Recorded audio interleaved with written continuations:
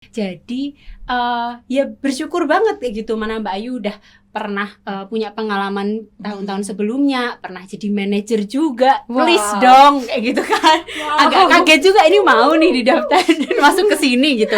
Mau ternyata lama di sini. Hampir sebagian besar di sini tuh Gen Z.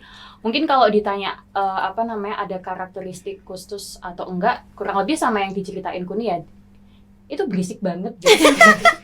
Kayak di kantor itu kayak ceria banget. Tapi mungkin ada saran nggak sih yang mungkin bisa memperbesar peluang mereka untuk diterima gitu ya, diterima bekerja. Mungkin dari hal yang pertama dulu yang harus dilewati yaitu administrasi screening CV. Itu ada kayak tips. Dapat pekerjaan pertama aku juga sudah ditolak banyak banget, terus aku sampai kayak sedih gitu. Tapi setelah dipikir-pikir,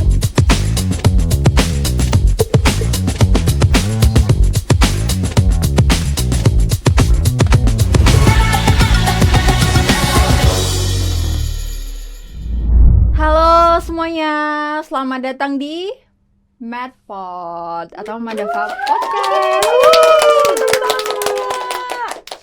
Nah, akhirnya ya setelah sekian lama, berbulan-bulan yang lalu, enggak yang lalu juga sih, sejak Januari tahun ini, terakhir kita melakukan podcast, yaitu Januari tahun ini, dan akhirnya sekarang pada bulan Juli kita diberi kesempatan lagi nih untuk melakukan podcast. Nah, di segmen kita pada podcast hari ini, kita akan membahas terkait dengan HR Things gitu. Dengan nama segmennya HR First. Dan di sini pastinya ada bintang tamu spesial juga dari HR di Madava. Yeay! Bentar, belum kenalan tapi. Di sini ada Mbak Ayu. halo, aku Dan Ayu. juga Mbak Kuni. Halo.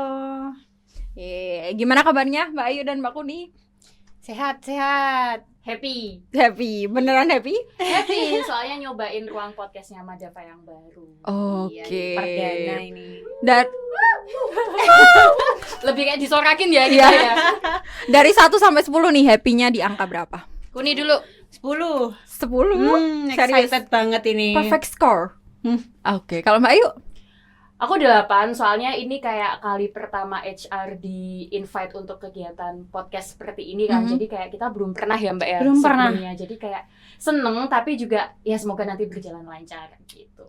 Oke, berarti ada kayak rasa deg-degannya juga ya mungkin. Ada. Lumayan, semoga nanti bisa memberikan jawaban-jawaban atau mungkin hal-hal yang memang bermanfaat gitu loh untuk Asik, viewers oke. di sana. Siap. Nah, oke. Kita lanjutnya nih, karena HR juga ya, dan udah lama juga di Madava ya. Berapa tahun? 2, hampir mungkin 3 ya. 3. Nah, mungkin bisa diceritain nih gimana awal mulanya tertarik di dunia HR. Terus mungkin juga pengalaman sebelumnya itu seperti apa sih hingga akhirnya menemukan Madava ini. Mungkin silakan menemukan Madava. Hingga akhirnya masuk ke Madava dan menjadi HR di Madava kayak gitu maksudnya. Oke. Siapa nih? Boleh, Siapa dulu silakan. Mau ngobrol juga. Ngobrol kayak berdua gini, aja boleh. ya kita ya. Nggak usah ngajak Anggun kali ya. Iya. Mungkin Aduh. Kuni dulu ya. Soalnya Kuni Boleh. yang lebih dulu masuk. Boleh, dibanding aku. urut juga nggak apa-apa. Oke, baik. Jadi dulu itu pertama kali daftar setelah ini ya, pasti cari kerja lah ya, job seeker setelah lulus gitu kan. Bingung mau daftar di mana kayak gitu kan. Dan akhirnya buat menjadi bekal kayak gitu, aku daftar di pelatihan dulu gitu. Jadi aku ikut semacam kayak bootcamp singkat gitu ya, daftar pelatihan. Habis itu coba nih apply. Waktu itu aku apply di beberapa tempat kayak gitu. Dan aku nemu loker Madava ini di LinkedIn waktu itu. Di LinkedIn, dan itu lokernya sebenarnya adalah Geosurvey Persada waktu itu gitu. Terus aku apply di situ gitu kan. Dan waktu itu aku diwawancarai langsung oleh Mas Adon gitu. Wah, Jadi langsung direkturnya direktur langsung gitu. Ingat banget itu malam-malam waktu itu karena Mas Adon kan sibuk ya. Jadi waktunya terbatas. Waktu itu dijadwalinnya malam kayak gitu. Dan aku interview. Dan di situ terlihat karakternya ya ketika kita diinterview seseorang itu, dan Mas Adon itu tipe yang humble dan open juga gitu. Jadi beliau menceritakan terkait keadaannya saat ini seperti apa, harapannya seperti apa kayak gitu, dan nyaman gitu ketika interview itu. Bukan yang nervous, ya ada nervousnya sih pasti gitu, tapi tipikal orang yang humble dan menyambut dengan baik kayak gitu. Jadi akhirnya waktu itu alhamdulillahnya didapat offering gitu kan, dan diterima gitu. Dan pertama kali masuk karena aku fresh grad gitu ya, jadi banyak hal yang aku nggak tahu gitu, meskipun udah ikut bootcamp ya, tapi kan antara teori sama real pengalaman kan pasti ada beda-bedanya ya. Jadi banyak hal yang belum ada gitu waktu itu gitu kan, karena baru HR pertama. Jadi memang diceritakan pengen buat sistem yang lebih profesional kayak gitu. Dan karena fresh grad gitu, HR pertama agak berat ya gitu kan, tugasnya ketika harus buat sistem sendirian. Akhirnya waktu itu dikasih bekal gitu ya, bekalnya itu buku gitu. Jadi Mas Adon kan juga suka belajar, jadi juga ikut pelatihan, beli buku juga. Waktu itu aku dikasih bukunya, coba kamu pelajari ini gitu, biar nanti satu mindset, satu frame ketika kita diskusi kayak gitu.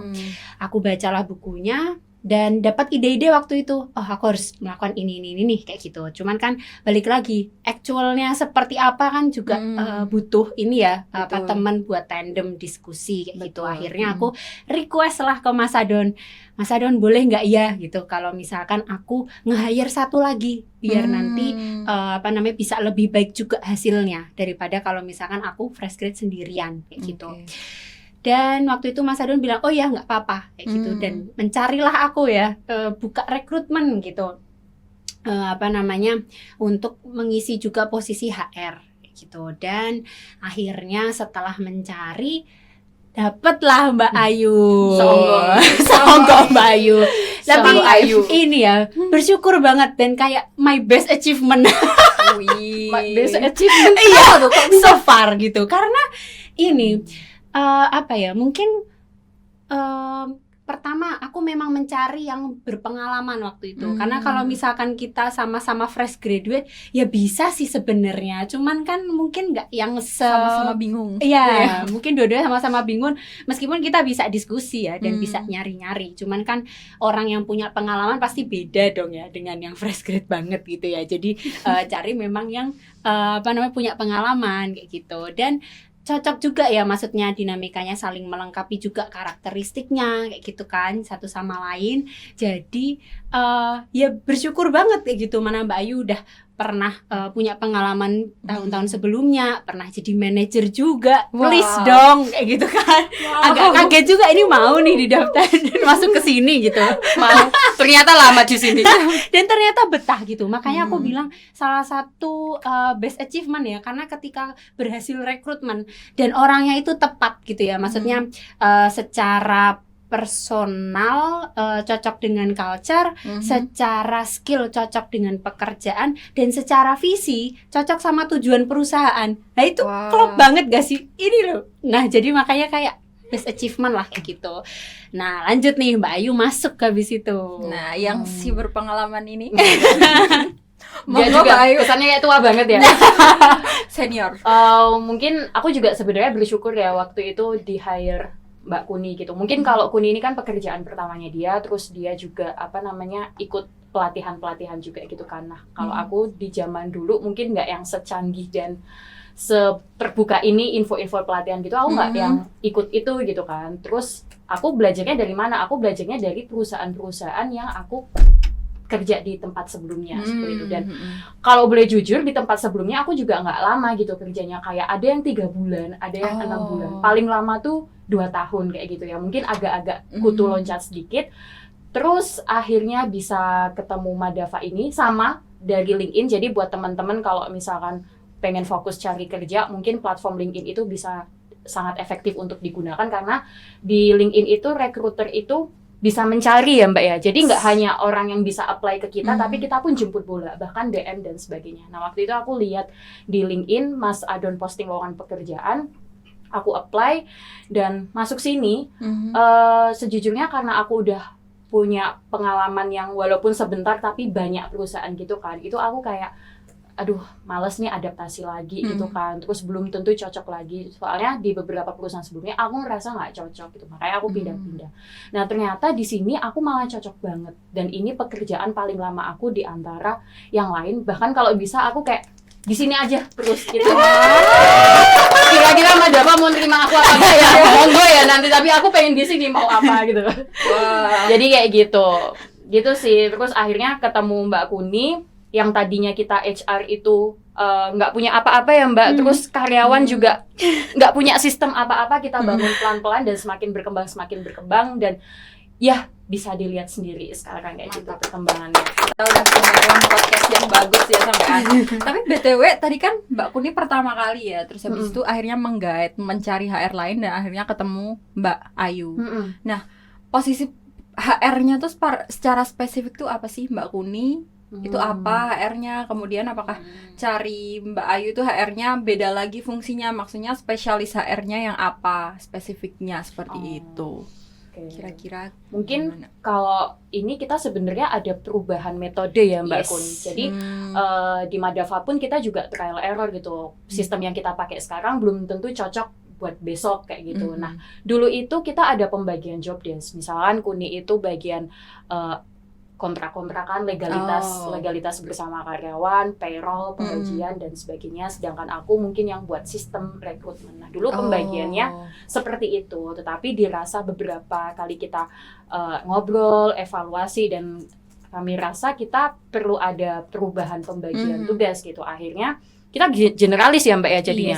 Mbak Kuni ngerjain semua HR things dan aku pun juga gitu. Cuma bedanya adalah karena Madava ini kan punya banyak anak perusahaan gitu kan.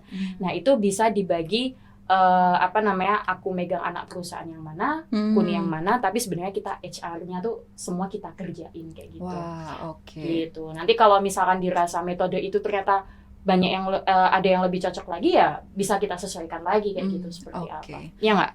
Iya, setuju banget. Mantap. Karena kita ini ya, evaluasi dan juga melihat sebenarnya cocok nggak sih kayak gitu kan. Dan kita juga melihat kebutuhannya seperti apa. Jadi kita menyesuaikan dengan kebutuhan itu kayak gitu. Jadi ya bener banget tadi ketika kedepannya memang dirasa butuh ada perubahan lagi gitu ya, pembagian job desk-nya, ya kita bisa aja melakukan itu kayak gitu. Oke, wah berarti sangat fleksibel ya teman-teman. Ya. Berarti pertama tadi Mbak Kuni itu sebagai HR lebih ke operasional administratif gitu ya, sedangkan Mbak Ayu mungkin di rekrutmen, kemudian sistem dan lain sebagainya. Tapi akhirnya semakin kesini cocoknya sebagai HR generalis yang mungkin fokusnya ke perusahaan masing-masing, anak-anak perusahaan dari Madava seperti itu. Oke, keren banget ya bisa hampir 3 tahun dan mungkin nanti selamanya ya. Selamanya nggak nih? Doakan saja. Mau nggak tuh kira-kira Mas Adon ya? Semoga ya. Ya, Okay. semoga. Nah, semoga langgeng gitu di sini.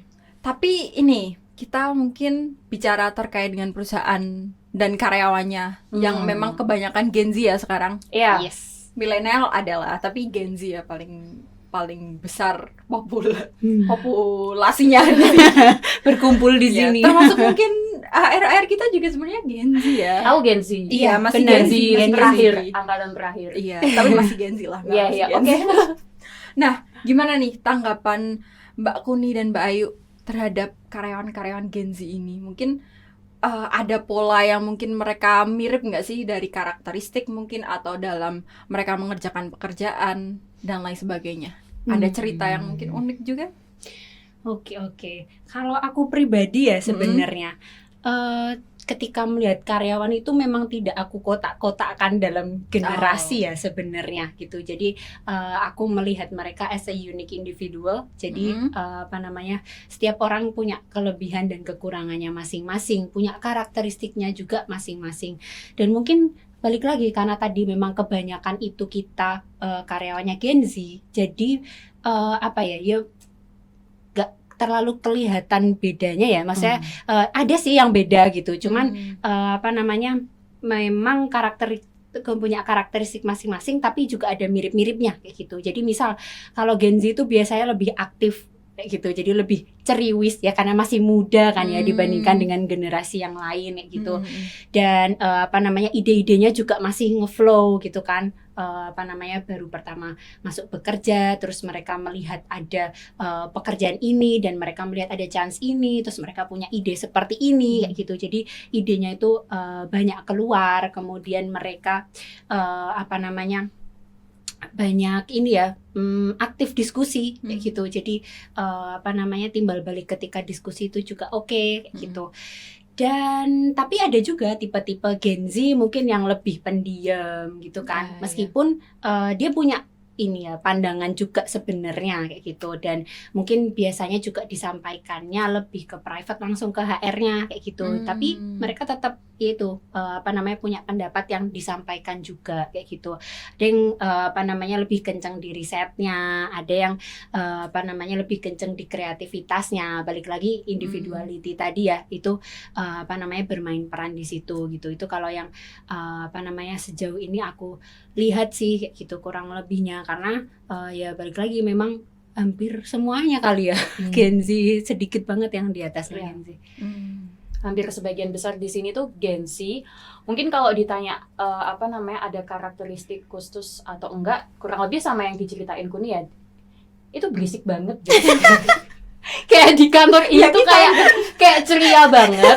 Tapi kalau menurut aku sih it's okay selama dia bisa menempatkan diri mana waktunya kerja profesional sungguh-sungguh, dan memang terus kenapa sih kok kita mau nge-hire orang yang secerewet dan seberisik itu ya, karena mereka kerjanya bagus juga kok gitu. Jadi yang kita lihat tetap outputnya kayak gitu. Justru cerianya mereka tuh bukan yang annoying, tapi yang bisa mengakrabkan, terus juga saling peduli satu sama lain kayak gitu kan, saling mengajak kayak gitu, dan bisa membangkitkan suasana nggak ngantuk juga kayak gitu. Jadi malah nggak masalah juga sih, mungkin itu karakteristiknya. Terus juga selama dia kerjaannya bagus, oke-oke aja.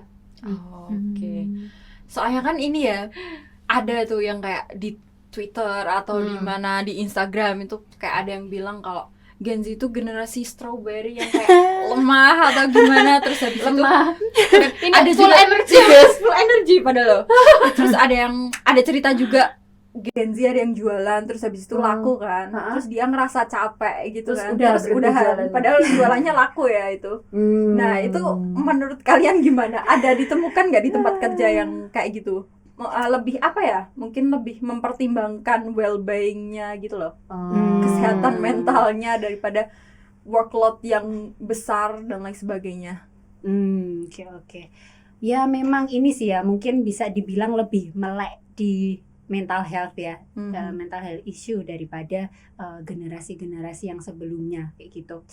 Dan kalau di sini sih mungkin tidak yang terlalu signifikan ya terlihat gitu ketika mereka terus jadi nggak mau melakukan sesuatu misalnya karena mental health-nya kayak gitu. Jadi mereka tetap peduli gitu dengan mental health mereka, tapi mereka juga bisa memposisikan diri sebagai orang yang ditanggung-jawabi suatu posisi kayak gitu. Jadi ketika mereka menyampaikan pun mereka menyampaikannya juga dengan cara yang baik, dengan alasan yang baik, dan itu tetap kita dengarkan juga dan kita berusaha sampaikan juga ke atasan kayak gitu. Dan dari atasan pun juga berusaha memahami. Mereka memahami posisi mereka yang mungkin bukan di Gen Z ya, dan berusaha memahami bagaimana sih seorang karyawan Gen Z itu kayak gitu. Jadi ketika ada masukan-masukan, usulan-usulan dari teman-teman itu nggak yang serta-merta terus kayak aduh generasi strawberry nih kayak gitu, enggak juga gitu. Jadi mereka juga berusaha memahami sudut pandang gimana sih cara Gen Z itu melihat dan kenapa mereka berpikir seperti ini, dan gimana kita bisa menemukan jalan tengah di situ kayak gitu. Itu sih yang aku lihat di sini. Gimana Mbak Ayu? Ya kurang lebih sama kayak gitu ya. Jadi mereka mungkin lebih aware dengan mental health issue, dan menurut aku nggak apa-apa ya kalau aware, asalkan nggak dijadikan alasan untuk lemah dan sebagainya dalam tanda kutip gitu. Dan justru kalau menurut aku perusahaan yang baik juga yang bisa memperhatikan mental health gitu. Jadi karena di sini banyak Gen Z, dan aku juga ngalamin ada mungkin beberapa karyawan yang mudah bosan dengan pekerjaan dia yang mungkin pekerjaannya monoton dan sebagainya, kayak gitu kan justru memancing perusahaan untuk bisa mikir gimana ya cara biar dia itu tetap bisa maksimal kerjanya tapi nggak bosan gitu. Karena mungkin yang generasi dulu-dulu juga sebenarnya kadang ada merasa bosan cuma nggak speak up aja. Kalau anak-anak zaman sekarang kan speak up dan bisa tersampaikan ke kita, dan kita bisa bantu nyari solusinya bersama kayak gitu. Jadi menurut aku bagus kalau aware terhadap hal tersebut, dan perusahaan yang bagus itu juga yang aware juga terhadap hal tersebut, mental health issue itu tadi. Wah, keren. Setuju sih. Oke. Berarti memang kelebihannya itu kayak energik, terus habis itu sebenarnya mereka karena peduli dengan mental health itu juga mereka lebih kayak work life balance dan speak up gitu ya, menyampaikan pendapat dan lain sebagainya gitu. Oke. Nah, tadi kan juga ada sedikit milenial gitu ya di kantor kita. Atau mungkin ya pokoknya ada Gen Z, ada milenial. Ada yang kayak berbeda nggak dari keduanya atau gimana? Mungkin dari cara mereka kerja atau mungkin dari tadi ya cara mereka menyampaikan pendapat dan lain sebagainya kayak gitu. Nggak lihat ada begitu banyak perbedaannya sebenarnya. Kita generasi mau apapun di sini, baik yang milenial, Gen Z maupun yang generasi di bawahnya milenial juga kita treatment hal yang sama kayak gitu kan. Jadi misalkan ada tanggapan milenial nggak lebih kreatif dibandingkan Gen Z gitu. Misal ada tanggapan kayak gitu. Padahal di sini kita treatment semua harus bisa berinovasi kayak gitu. Kita ada insentif khusus bagi teman-teman yang berinovasi, ada bonus dan lain-lain. Jadi di sini semua orang di generasi apapun tuh jadi mengusahakan hal tersebut gitu. Jadi kalau dilihat ada perbedaan khusus, kalau di kantor ini ya, kalau aku melihatnya di kantor ini sih kayak nggak ada, karena treatment yang kita lakukan sama dan mereka sama-sama mengusahakan untuk bisa memenuhi itu yang udah kita buat program-program itu sih. Bener banget sih. Jadi memang mereka itu mungkin ya itu mirip-mirip gitu ya. Jadi kayak bener-bener misal ketika dapat instruksi apa atau memang harus mematuhi culture gitu ya, mereka sama-sama mematuhi. Mungkin ada sedikit beda itu terkait speak up-nya tadi kali ya. Jadi kalau Gen Z itu mereka berani menyuarakan gitu, tapi mereka tetap menjalankan, mereka cuman menyampaikan aja pendapatnya kayak gitu. Kalau milenial mungkin mereka yang kayak kayak gitu, tanpa mengutarakan terlalu banyak mungkin ya kayak gitu. Lebih ke pasrah gitu atau ya mungkin entah mereka memang tidak ada hal yang ingin disampaikan gitu, karena mereka memang sudah setuju kayak gitu, atau mungkin sebenarnya memang ada yang ingin disampaikan tapi mereka kayak ini tetap bisa kok kayak gitu. Jadi akhirnya mereka memutuskan untuk tidak terlalu yang banyak untuk mengutarakan sesuatu gitu. Tapi Gen Z pun sebenarnya juga ada yang nggak terlalu banyak mengutarakan gitu. Jadi balik lagi sebenarnya mirip-mirip juga kayak dan gitu. balik ke orangnya masing-masing juga. Terus mungkin ini ya yang mungkin agak sedikit beda juga. Mungkin kalau kita lihat Gen Z itu isinya kerja gitu kan. Nah itu mungkin juga ada faktor pengaruh keluarga juga. Misalkan Gen Z sama milenial otomatis biasanya kebanyakan milenial tuh udah pada menikah, mereka sudah punya gitu anak, terus juga punya urusan lain yang mungkin di luar pekerjaan, jadi prioritasnya sudah terbagi gitu. Tapi kalau Gen Z kan mungkin masih banyak yang single. Contohnya aku belum menikah, tapi at least nggak single. Iya, ini yang single. Ya. Jadi maksudnya kita masih banyak waktu yang kita luangkan untuk bekerja. Jadi kadang teman-teman Gen Z itu kayak isinya, kadang kan Anggun lihat sendiri kan masih banyak yang pulang sampai malam di sini, terus nyoba-nyoba hal baru, riset-riset kayak gitu. Itu sih mungkin karena faktor prioritasnya tuh masih di diri mereka sendiri kayak gitu. Mungkin karena ini ya. Sama-sama banyak yang Gen Z juga jadi kayak seneng gitu loh, banyak temennya di sini, jadi mereka malah juga prefer after office itu juga kayak masih ngumpul ngobrol gitu loh. Gitu. Wah, oke. Berarti mungkin juga pengaruh dari treatment perusahaan dan mungkin juga dari budaya dan pastinya lingkungannya juga ya. Jadi yang menyebabkan mereka sebenarnya sama aja, mungkin ada hal baik, ada hal yang bisa ditonjolkan kelebihannya masing-masing dari setiap generasi. Dan kalau generasi yang dibilang Gen Z itu generasi strawberry dan lain sebagainya itu cuman kayak stereotype gitu ya, kayak stigma kayak gitu ya. Padahal aslinya Gen Z itu pekerja keras, guys. Ya Tergantung mungkin orangnya. Tergantung iya, orangnya, balik tapi karena nggak bisa ya terlalu mengeneralisir suatu generasi gitu. Misalnya kayak kita bilang generasi Z itu seperti ini, milenial itu seperti ini, karena balik lagi orang-orang pasti akan ada yang seperti itu dan ada yang enggak gitu. Sekarang kan banyak fresh graduate Gen Z juga ya yang mungkin juga masih kebingungan nih mencari kerja di kala perekonomian yang seperti ini. Tapi mungkin ada saran nggak sih yang mungkin bisa memperbesar peluang mereka untuk diterima gitu ya, diterima bekerja. Mungkin dari hal yang pertama dulu yang harus dilewati yaitu administrasi screening CV.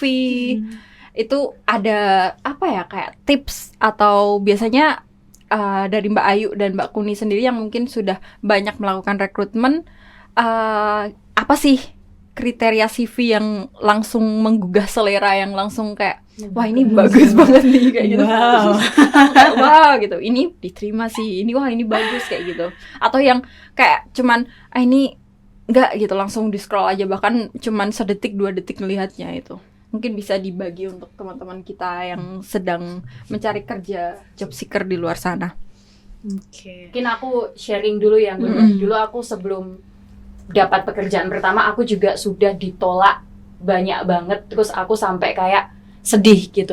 Tapi setelah dipikir-pikir ya wajar mereka nolak aku emang kayak tanpa batas apply-nya gitu loh, padahal mungkin nggak semua itu bisa sesuai dengan kualifikasi aku. Jadi itu malah bikin aku ngedrop. Aku nggak filtering dengan baik mana yang bisa aku masuk dan mana yang enggak. Contohnya di lowongan kerja itu terang-terangan bilang minimal 3 tahun pengalaman. Kan aku kan belum kerja kan, jadi aku kayak ya udahlah coba aja, padahal mungkin perusahaan pengen minta 3 tahun pengalaman karena dia bener-bener nyari yang berpengalaman gitu kan, yang bisa problem solvingnya bagus dan sebagainya. Sedangkan aku anak cupu waktu itu mencoba masuk ke situ kan, ya wajar kalau ditolak. Meskipun ada juga yang mungkin bisa menerima ya, tapi kayaknya nggak, menurut aku sih nggak banyak. Jadi mending di awal daripada bikin drop, mending di awal tuh kita milih untuk apply itu yang memang paling mendekati dengan kualifikasi kita. Kita harus mengakui kalau misalkan ini kayaknya masih jauh, ya kalau nggak mau apply monggo kayak gitu. Tapi kalau mau apply kamu harus paham konsekuensinya, kemungkinan besar kamu nggak akan diterima kayak gitu. Jadi kemarin sih aku salahnya di situ, jadi aku kayak ngedrop kayak gitu. Terus kalau itu kan sebagai ini ya, sebagai aku job seeker. Kalau sebagai HR, kalau aku lihatnya gimana sih CV yang bagus, sebenarnya nggak muluk-muluk sih. Aku biasanya lihat pendidikannya. Karena kan kita kan kebanyakan ada di bidang pemetaan, terus arsitektur dan sebagainya kayak gitu kan. Terus misalkan kan di loker juga udah ditaruh tuh pendidikannya. Kalau misalkan bisa semua jurusan ya monggo, tapi kalau jelas-jelas itu jurusan yang dibutuhkan hanya pemetaan atau sipil atau apa ya, ketika aku lihat oh ternyata ini orang bukan dari itu dan kemungkinan jurusannya jauh banget dari ilmu pemetaan, aku biasanya nggak ambil kayak gitu. Terus bisa juga aku lihat dari durasi kuliahnya kayak gitu. Jadi terkadang untuk kuliah itu kan biasanya 3 tahun, 4 tahun, 5 tahun lah ya kayak gitu. Tapi ada yang sampai 10 tahun Gun, ada yang sampai 7 tahun. I don't know, itu mungkin ada cuti dan lain-lain ya. Kayak yang paling lama tuh aku pernah lihat tuh kayak 7 tahun. Terus aku kayak, kamu ngapain kayak gitu? Kamu komit gak sih nyelesain kuliahmu saat itu? Aku mikirnya di situ. Terus IPK juga aku perhatiin karena apa ya, menurut aku kuliah itu tujuannya adalah cepat lulus, terus juga dapat prestasi yang bagus. Salah satunya adalah IPK. Kalau misalkan IPK yang menurutku rendah, aku juga jadi kayak kamu serius nggak sih dengan kuliahmu kayak gitu. Mungkin ada yang di luar sana alibinya kayak aku fokus organisasi kayak gitu.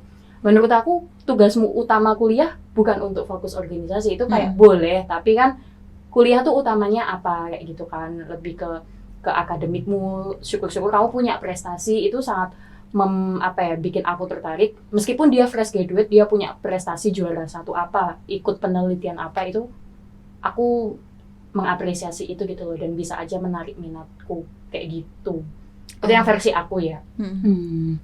Lanjut ke Mbak Kuni. Ya sebenarnya kurang lebih sama ya yang dilakukan, maksudnya biasanya juga nge-screeningnya dari situ kayak gitu. Nah selain itu adalah aku juga melihat durasi bekerja di tempat-tempat sebelumnya kayak gitu. Nah ya siapa dong perusahaan yang nggak pengen karyawan yang loyal kan ya. Iya, Jadi apa namanya, itu bisa jadi salah satu indikator kayak gitu, apakah orang ini nanti bisa loyal apa enggak. Tapi bisa jadi juga bukan penentu juga gitu, karena kita harus tahu nih alasan kok orang ini akhirnya berhenti gitu. Maka biasanya kalau misalkan kita ngirim form pendaftaran tuh ada alasan berhenti gitu loh. Jadi ketika memang durasinya itu nggak lama, kita jadi tahu alasannya kenapa sih kayak gitu. Jadi apa namanya, nggak yang serta-merta dia mungkin yang pindah-pindah terus kayak gitu. Terus selain itu juga ini ya, apa, CV yang bisa menjelaskan dengan baik gitu ya, karena kan kita istilahnya dengan stranger ya, nggak kenal nih siapa yang daftar gitu kan. Jadi ada usaha untuk ingin tahu gitu, ini tuh siapa yang mendaftar, dia dilihat dari backgroundnya, dilihat dari apa namanya tadi, pendidikannya dan segala macamnya gitu kan. Jadi apa namanya, ketika dia itu menempati suatu posisi gitu ya dalam suatu pekerjaan di sebelumnya, aku juga perlu tahu yang dia lakukan di posisi itu apa gitu loh. Jadi apa namanya, ketika dia bisa menjelaskan di CV itu, oh nih aku di posisi ini nih, di perusahaan ini aku mengerjakan ini gitu, bisa achieve ini, itu jadi ada lebih gambaran gitu. Karena misal apa namanya, apply posisi HR, misal aku pernah nih di posisi HR sebelumnya, nah HR-nya ini yang ngapain, kan banyak yang Gun ya betul. pekerjaan HR. Nah aku butuh tahu nih untuk bisa ngerti, oh ini cocok atau enggak kayak gitu. Jadi harapanku juga misal teman-teman itu mau daftar, di CV itu nanti bisa dilengkapi juga kayak gitu, apa namanya, achievement atau deskripsi dari yang dikerjakan gitu sih. Oke, wah menarik banget ya berarti. Tadi ada durasi kuliah mungkin ya, kemudian mungkin IPK yang juga menentukan mungkin kayak latar belakang orang ini, atau ya nanti orang ini karakteristiknya gimana, serius nggak sama kuliahnya, dan ini bakal serius nggak ke kerjanya dan lain sebagainya. Dan tadi kalau dari Mbak Kuni adalah durasi lama bekerjanya, kemudian dari layout CV-nya juga mungkin diperjelas pendeskripsiannya dan lain sebagainya gitu. Menarik sekali. Ini tips ya buat teman-teman yang job seeker atau yang mau melamar kerja, terutama yang mau melamar di Madava, mungkin nanti bisa diperhatikan ya terkait dengan CV-nya seperti apa, atau yang masih kuliah nih, kuliahnya harus cepat-cepat dikejar, harus serius pokoknya kalau kuliah, seperti itu. Oke, kita tadi udah berbicara Gen Z-Gen-Zian seperti itu, yang mana kalau Gen Z itu sebenarnya juga ada apa ya, kayak strength-nya gitu, mereka semangat, mereka juga speak up dan juga memperhatikan well-being dan lain sebagainya, sampai kita juga sudah membahas CV-CVan rekrutmen.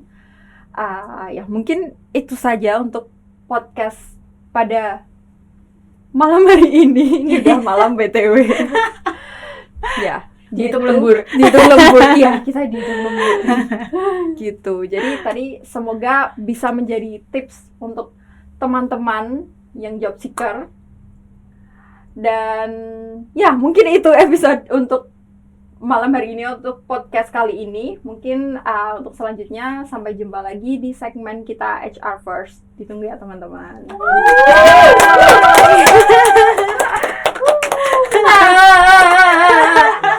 Closingku aneh.